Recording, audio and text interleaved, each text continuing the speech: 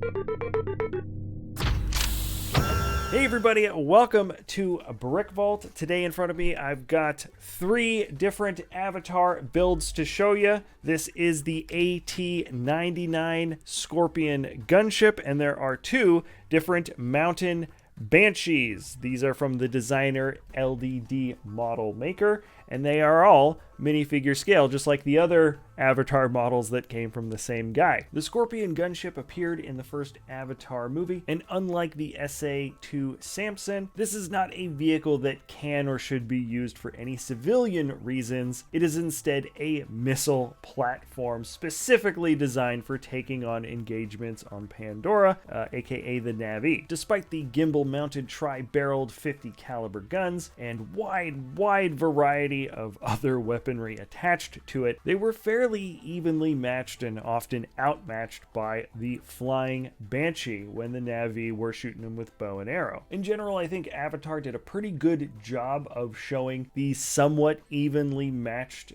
forces when they went off against each other. The Banshees have instinct, maneuverability, and speed, while at large numbers and the proper distances, the gunships can be absolutely devastating in the air. Like I said in the beginning, these are minifigure scale, which means they scale correctly with anything else that is considered minifigure scale and labeled as such in the LEGO web store. And the Banshees here actually use a lot of similar pieces from the set 75572 with the other Banshee builds. They're just a little bit updated and refined. I think I did just get a little bit ahead of myself though there, because if you wanted to build any of these creations for yourself, you can get the instructions at our web store.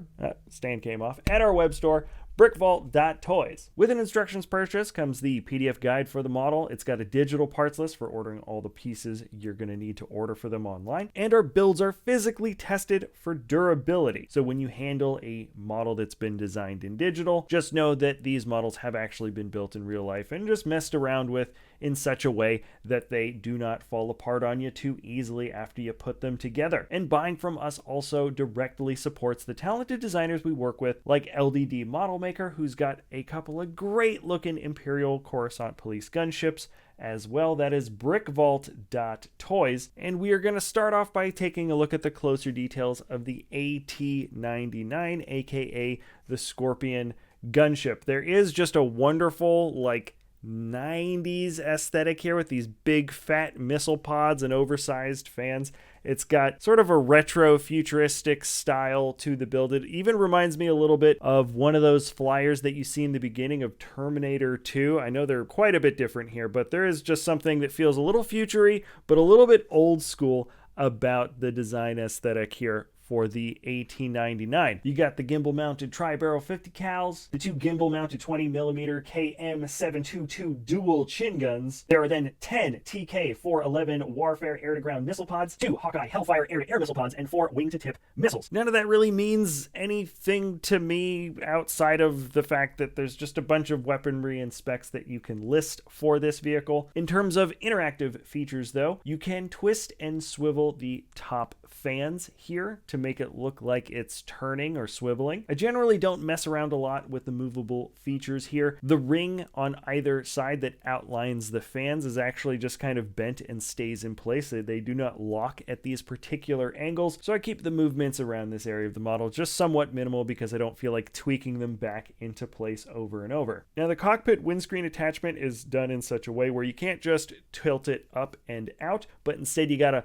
pull this little chunk out and you can get to the pilot fairly quickly that way. And I'm sorry to say that while the landing gear does look very cool, in terms of the way it's set up on the model, it scales quite well. It's actually nice and thin, which looks good as a display piece, but it's not great at being very supportive in terms of weight. If you fold the landing gear in on itself in just the right way and set it down very carefully, it can sort of sit there on the landing gear, but it can flatten out pretty easily. So I would suggest resting this on top of an extra brick or two in order to take some of the weight off the actual displayed landing gear piece that you see here. Other than that, you can attach this to a single studded point on the bottom of the ship for a stand position. It's not a lot to go on, but but it works pretty well. It's very close to the center weight, so you don't have this thing wobbling or wanting to teeter over too easily, though just look at the base of the stand, single point stud connection. It's not going to be some crazy strong stand or display that really locks into the model. Just a nice easy connection point that for the most part is fairly easy to interact with. Outside of that, there's actually a lot of good handling positions on this build in general. The tail is really strong. The base at the bottom is really strong.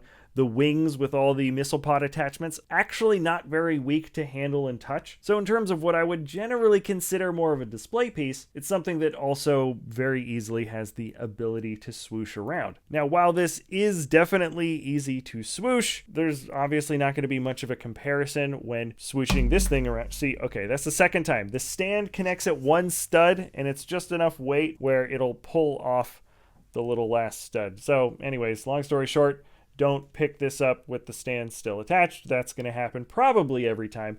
But when it comes to swooshing, obviously the Banshees are going to be the clear winners here. Much lighter, just much easier to, in general, pick up and move around. Now that is in part due to the fact that the baseline design does follow a similar size and shape to that of what we got from the official set with these Banshee parts. What has changed is the core of the body. It looks a little bit cleaner, it looks a little bit smoother, a little bit more proportional, and the underside of the build for the wings that attach to these large vinyl pieces. The connections in general are a little bit thinner, there's a little bit more posability, and not very much sacrificed in terms of strength. The builds themselves are different enough from the original sets that I wouldn't say that these are modified versions of the sets, but because we're building at basically the same scale, it didn't make sense not to use some of the very specific pieces from the 75572 set. So here you go. You can ratchet the wings and the back set of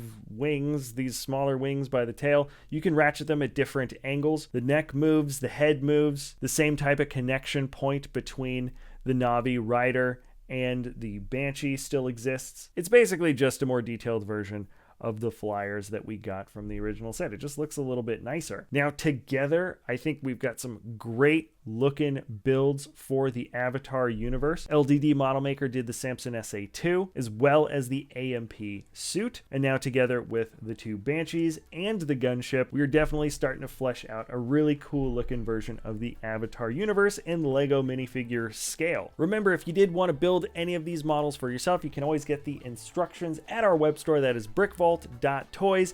If you enjoy our content, feel free to like, subscribe, comment, or share, and we'll see you next time at BrickVault.